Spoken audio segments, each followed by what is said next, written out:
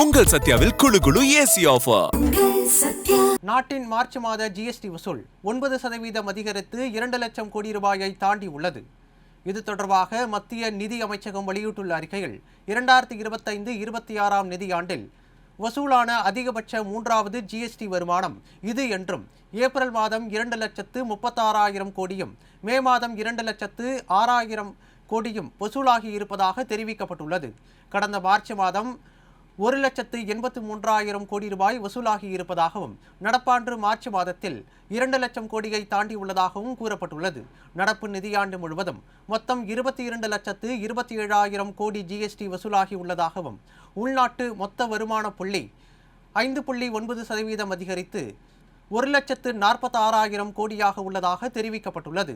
இறக்குமதி செய்யப்பட்ட பொருட்களில் இருந்து கிடைக்கும் வருவாய் அதிகரிப்பு, உள்நாட்டு பரிவர்த்தனைகள் உயர்வு ஆகிய இரண்டும் இதற்கு முக்கிய காரணங்களாக அமைந்துள்ளன. கடந்த நிதியாண்டில் 3வது அதிகபட்ச மாதாந்திர வசூல் இதுவாகும்.